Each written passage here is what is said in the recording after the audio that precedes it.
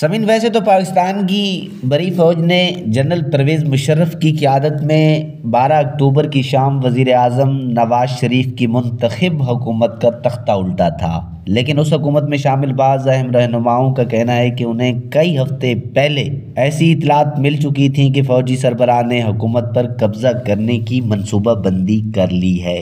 उनमें से एक वाक़या 14 सितंबर 1999 का है, जिसकी तफसील उस वक्त की नवाज़ शरीफ काबीना के अहम तरीन रुकन और वज़ीर इत्तलात मुशहिद हुसैन ने दी थी। वो कहते हैं कि नवाज़ शरीफ बतौर वज़ीर आज़म मुतअद्दिद वज़रा, जिनमें मुशहिद हुसैन सैयद ख़ुद भी शामिल थे, और दीगर हुकाम के हमरा सुपुर्द गए, जहाँ उन्हें लेने के लिए chief of army staff general Pervez Musharraf और फ़ौज की आला कमांडर के अफसरान मौजूद थे।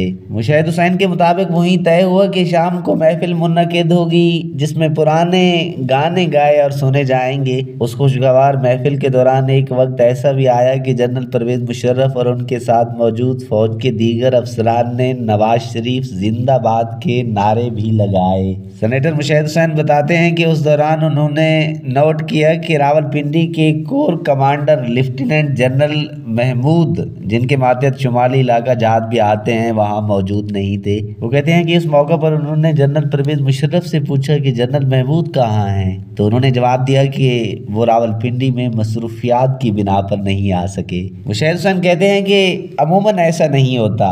उस वक्त ये वाज़े हो गया कि हुकूमत का तख्ता उलटने की तमाम तर प्लानिंग हो चुकी है, और अगर सुकुर्दों में किसी वजह से बात बिगड़ जाती और जनरल परवेज़ मुशर्रफ को गिरफ्तार कर लिया जाता तो मुतबादिल प्लान पिंडी से बगावत करने का था। मुशहिद हुसैन कहते हैं कि सितंबर 1999 के दौरान वज़ीर आज़म हाउस का गार्ड भी तब्दील कर दिया गया, और 111 ब्रिगेड, जिसके बारे में ये ख्याल किया जाता है कि किसी भी किस्म की फ़ौजी बगावत के दौरान ये ब्रिगेड सबसे पहले हाजिर होती है, उसका कमांडर तब्दील कर दिया गया था। वो मज़ीद बताते हैं कि अगस्त के आखिर और सितंबर के अवैल में चंद सियासी और समाजी कारकुनान, जिनमें इंसानी हकूक़ के कारकुनान और वकला भी शामिल थे, से मुबैना तौर पर पाकिस्तान की अफवाज से मुंसलिक एहलकारों ने बात की, और उस दौरान उन्हें बताया गया कि हुकूमत जाने वाली है और क्या आप नई हुकूमत में बतौर वज़ीर शामिल होना पसंद करेंगे। मुशहिद हुसैन के मुताबिक दोनों तरफ से तैयारी मुकम्मल थी, और मियाँ नवाज शरीफ को भी समझ आ चुका था कि मौजूदा हालात में गुजारा नहीं हो सकता, लेकिन इंतज़ार इस बात का था कि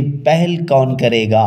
साबिक फौजी सरबराह जनरल परवेज़ मुशर्रफ इस तासुर की तरदीद करते रहे हैं कि उन्होंने किसी सोचे समझे मंसूबे के तहत नवाज शरीफ को इक़्तिदार से अलहदा किया। वो हमेशा यही कहते रहे कि नवाज शरीफ के खिलाफ फ़ौज ने एक इदारे के तौर पर एक्शन लिया था, और उसकी वजह अपने सरबराह की गैर मुनसफ़ाना और गैर शफाफ बरतरफ़ी की कोशिश थी।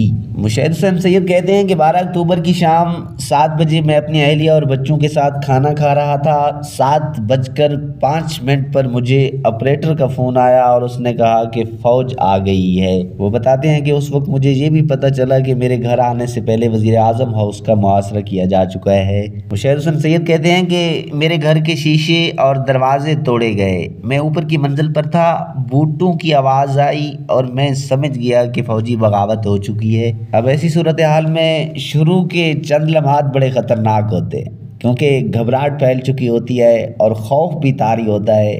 एक मेजर सामने आया और उसने असलहा निकाला हुआ था। मैंने उन्हें कहा, रिलैक्स मेजर, यहाँ किसी के पास असलहा नहीं, गोली मत चलाना। मुशहिद हुसैन कहते हैं कि उन्हें डर था कि उनके घर वालों के सामने गोलियां न चलना शुरू हो जाएं। मेजर ने उन्हें उसी आराम से जवाब दिया, sir we have taken over, आप आराम से बैठ जाएं। मुशहिद हुसैन कहते हैं कि मैंने फिर उन्हें बताया कि मैं अपने घर वालों के साथ खाना खा रहा हूँ, आप ड्राइंग रूम में बैठ जाएं। उस वक्त मेरी अहलिया को ये फिक्र थी कि ये लोग ड्राइंग रूम में सिगरेट पी रहे हैं, तो उन्होंने एक दो को डांटते हुए कहा, ये स्मोकिंग एरिया नहीं है, यहाँ सिगरेट ना पिए। मुशहिद हुसैन का दावा है कि उस वक्त मिस्टर्स कॉलोनी में और भी वज़ीर थे, लेकिन उनके घर फ़ौज नहीं गई, जिसके बाद उन्हें ये भी पता चला कि PTV का भी मुहासरा किया जा चुका है।